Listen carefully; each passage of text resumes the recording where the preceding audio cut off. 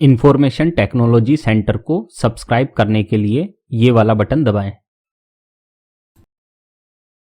Welcome friends, मेरे channel information technology centre में आपका फिर से स्वागत है। हम एनपीएस नेशनल पेंशन स्कीम के क्वेश्चन आंसर्स की सीरीज लेके चल रहे हैं, जिसमें एनपीएस एफएक्यू का आज है प्रश्न 31। एनपीएस में एफएटीसीए सीआरएस घोषणा जो होता है फॉर्म, उसे ऑफलाइन कैसे भेजें। How to send FATCA CRS self certification form offline in NPS. हमने FATCA फॉर्म के बारे में सारी कहानी जान ली है, ये क्या होता है पिछले वीडियो में आपने देखा होगा। तो उसको ऑफलाइन कौन भेज सकता है और कैसे भेजते हैं, कैसे उस फॉर्म को भरें, इस संबंध में सारी जानकारी दूंगा मैं। तो आगे बढ़ते हैं। You are required to submit physical FATCA Foreign Account Tax Compliance Act Self Certification Form to your nodal office or CRA if, ये सबसे इंपॉर्टेंट आ गया, if your birthplace, citizenship and residence for the tax purposes is other than India or you are an US person। ये आप तभी offline भेज सकते हैं जब आपके ये केस लागू हो, या तो आपका बर्थ प्लेस अलग हो, सिटीजनशिप अलग हो, रेजिडेंस अलग हो इंडिया के अलावा, या यूएस के आप कैंडिडेट हो, तो उस केस में आप ऑफलाइन भेजेंगे। अदरवाइज अन्य जो भी इंडियंस हैं जो इंडिया में हैं, जिनका टैक्सेशन का सारा काम जो इंडिया में एप्लीकेबल होता है उनका, वो सब ऑनलाइन भरेंगे सेल्फ सर्टिफिकेशन FATCA का। ठीक है, ये ऑफलाइन केवल इन्हीं लोगों के लिए है जो मैंने अभी अभी बताया। If your birth place, citizenship and residence for the tax purpose is other than India और you are an US person. ये क्लियर हो गया फ्रेंड्स।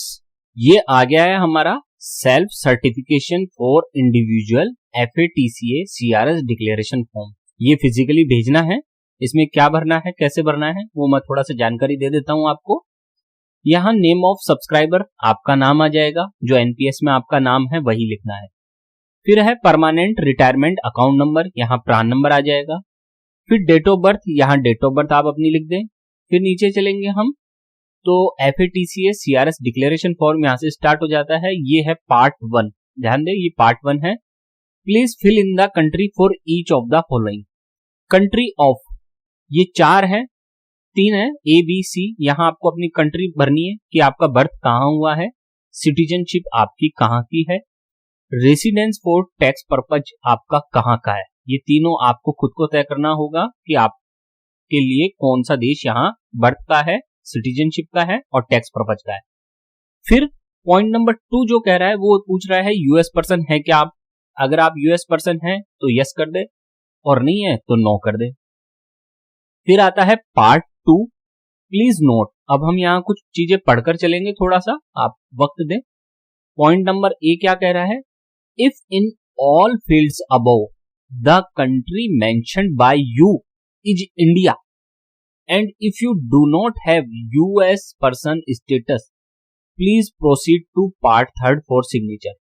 यदि आपने ये जो तीनों ABC में इंडिया भरा है तो आपको ये पार्ट 2 में कुछ नहीं करना, आप डायरेक्ट क्या कर सकते हैं, पार्ट 3 में आ सकते हैं। ये रहा पार्ट 3, ये यहाँ पे आ जाना आप डायरेक्ट इस जगह, देखिए मैं बता रहा हूँ यहाँ पे, और ये सिग्नेचर कर देना, नाम लिख देना और डेट लिख देना और इसको भेज देना यहाँ पे बस साइन करके। ठीक है, ये हो जाएगा क्लियर।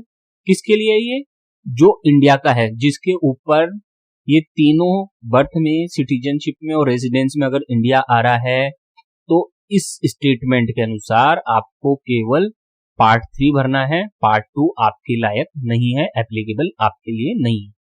ठीक, ये हो गई कहानी। अब आता है बी वाला पॉइंट। बी क्या कह रहा है, if for any of the above field the country mentioned by you is not India. आपने ऊपर जितनी भी फील्ड्स भरी हैं, अगर उसमें से कोई भी ऐसा सेक्शन है जिसमें इंडिया नहीं लिखा आपने, एंड और if your US person status is yes, और यूएस पर्सन में आपने यस लिख दिया, तो फिर क्या कहानी है, please provide the tax payer identification number 10 और functional equivalent as issued in the specific country in the table below. तो आपको क्या करना पड़ेगा, टिन नंबर देना पड़ेगा या उस देश में जो टैक्स के लिए आइडेंटिफिकेशन के लिए जो नंबर चलता है वो देना होगा आपको। ये है कहानी। इस केस में, किस केस में, इस बी वाले केस में आपको क्या करना है, ये भरना पड़ेगा पार्ट 2। तो आपको टिन नंबर भरना पड़ेगा। वैसे जो टिन नंबर है, टैक्स आइडेंटिफिकेशन नंबर, वो इंडिया में पैन नंबर को ही टिन नंबर कहते हैं। मैं आपको बता देता हूं, टिन नंबर को ही इंडिया में पैन नंबर कहते हैं। तो आप अपना चूज कर लेना कि टिन नंबर क्या है, कंट्री ऑफ इश्यू कौन सा है, फिर सेकंड कंट्री आपकी कोई है तो वो चूज कर लेना, थर्ड कंट्री कोई है तो वो चूज कर लेना आपका। तो अलग अलग हो जाएगा इस सेक्शंस में, ठीक है।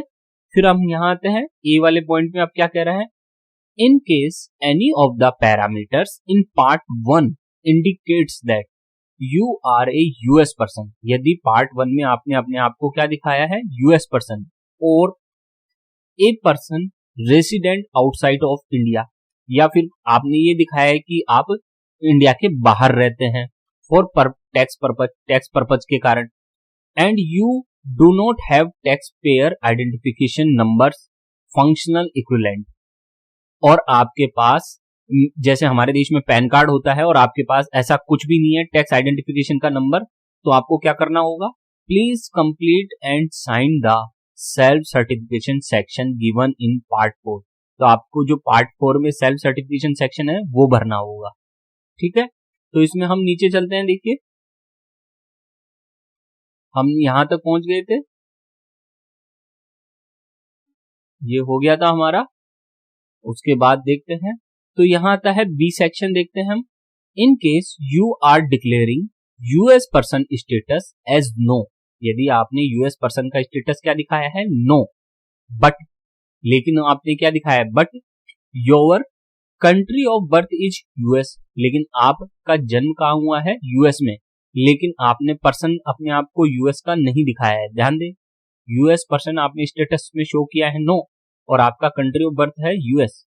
Please provide document evidencing relinquishment of citizenship. तो आपको अपना अमेरिका का ये फॉर्म दिखाना पड़ेगा जिसमें आपने सिटीजनशिप छोड़ दी, उसका आपको यहां डॉक्यूमेंट का एविडेंस देना होगा। If not available provide reason for not having relinquishment certificate, और अगर आपके पास रीलिंक्विशमेंट सर्टिफिकेट नहीं है, नागरिकता छोड़ने वाला यूएस की, तो आपको उसका रीजन भी देना होगा। तो रीजन के लिए आप यहां लिख दें अपना रीजन क्या है, क्यों नहीं है आपके पास वो सर्टिफिकेट, ठीक है। Please also fill part 4 self certification, और आपको पार्ट 4 भी भरना होगा। अब आता है ये पार्ट 3 आ गया, customer declaration, applicable for all customers, ये सभी कस्टमर्स के लिए एप्लीकेबल है। तो ये है सारी कहानी, आप देख लें। This clause is applicable only if the account holder is identified as a US person, ठीक। और ये सेकंड वाला, this clause is applicable only if the account holder is a tax resident outside of India. तो यहां तो आपको कुछ भरना ही नहीं है, ये तो केवल पढ़ने के लिए था, आपका छोड़ दो, ठीक है। ये सेक्शन, ये नंबर 2, 3, 4, 5, ये भी आप खुद पढ़ लेना थोड़ा बहुत, ठीक है। ये मैं दिखा रहा हूं आपको, और मैं फॉर्म भी दे दूंगा, डिस्क्रिप्शन में लिंक दे दूंगा, आप वहां से डाउनलोड कर लेना। कुछ जो कंडीशंस है जो आपके एप्लीकेबल हैं वो आप टर्म्स एंड कंडीशंस खुद पढ़ लेना, ठीक है। 6, 7, 8 पॉइंट की टर्म्स एंड कंडीशंस है वो देख लेना। फिर यहाँ आपका सिग्नेचर आ जाएगा, आप अपना सिग्नेचर कर दें, फिर नेम लिख दें यहाँ नेम की जगह, फिर डेट ऑफ बर्थ, डेट लिख दें, जिस तारीख को आप ये भेज रहे हैं फॉर्म भरकर वो लिखें, अपना डेट ऑफ बर्थ नहीं लिखना है। फिर है part 4 self certification, to be filled only if, ये कब भरा जाएगा, A, name of the country is part 1 is other than India, ये तभी भरा जाएगा जब आपने पार्ट 1 में अदर देन इंडिया भरा है। एंड टिन और functional equivalent is not available, और आपके पास टिन नंबर नहीं है या उसी की तरह का कोई और टैक्स आइडेंटिफिकेशन नंबर नहीं है, तब ये भरा जाएगा। दूसरा केस, US person is mentioned in as yes, और आपने यूएस पर्सन के रूप में अपने आप को दिखाया है पार्ट 1 में, और टिन इज नॉट अवेलेबल, आपके पास टिन नहीं है फिर भी, ठीक है। ये तब उस स्थिति में भरा जाएगा। तब आपको क्या करना है, I confirm that I am neither A US person nor a residence for tax purpose is in any country other than India, though one or more parameters suggest my relation with the country outside India. Therefore, I am providing the following document as proof of my citizenship and residency in India. तो आपको ये documents लगाने होंगे जिसमें आप proof करेंगे और यहाँ आप अपना सिग्नेचर कर दे। फिर उसके बाद नीचे आते हैं डॉक्यूमेंट प्रूफ सबमिटेड। कौन कौन से डॉक्यूमेंट आप सबमिट कर सकते हैं, ये देखिए, ये रहे। आप पासपोर्ट लगा सकते हैं, ड्राइविंग लाइसेंस लगा सकते हैं, government issued ID card, election का आईडी कार्ड हो गया, अपना यूआईडीआई का लेटर हो गया, पैन कार्ड हो गया, नरेगा जॉब कार्ड हो गया, ये सब अब एप्लीकेबल है। इनमें से कोई भी डॉक्यूमेंट आप यूज कर सकते हैं ये शो करने के लिए कि my citizenship and residency in India, इसको शो करने के लिए। ठीक है, तो इस तरीके से ये पूरा फॉर्म भर जाएगा। उम्मीद है आपको ये फॉर्म भरना आ गया होगा। आप थोड़ा सा जो टर्म्स एंड कंडीशंस है वो आप स्वयं भी पढ़े अच्छी तरह। बाकी फॉर्म भरना मैंने बता दिया है, टर्म्स एंड कंडीशंस कौन कौन सी आपके एप्लीकेबल है वो अच्छी तरह आप भी देख लें। ठीक, और इस फॉर्म को भरने के बाद आपको कहां भेजना है उसका एड्रेस मैं आपको बता देता हूं। चलिए, the form is required to be submitted to central record keeping agency CRA for NPS at the following address. आपको जो ये फॉर्म भरा है उसे इस एड्रेस पर सेंड करना है फिजिकली।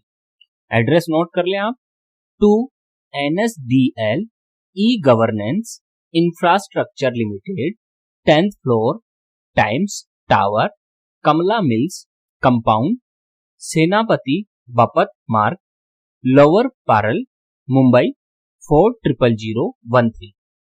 एक चीज और नोट कर ले, please mention self certification FATCA CRS declaration form on top of the envelope. जो आप लिफाफा भेजेंगे इस एड्रेस पर, उसका जो एनवेलप के ऊपर जो टाइटल लिखेंगे, बिल्कुल जो लिफाफा है उसके टॉप पर आप क्या लिखेंगे, ये लिखना self certification FATCA CRS declaration form. और ये लिखकर और ये एड्रेस लिखकर आप यहां भेज दें अपना, और आपका ये सबमिट मान लिया जाएगा। मेरे चैनल पर आपको संपूर्ण शेयर बाजार और NPS नेशनल पेंशन स्कीम की 100% सही और संपूर्ण जानकारी मिलेगी। आप मेरे चैनल पर प्लेलिस्ट चेक करें, इंफॉर्मेशन टेक्नोलॉजी सेंटर चैनल को सब्सक्राइब कर लें, और आज का पूरा वीडियो देखने के लिए आपका बहुत बहुत धन्यवाद।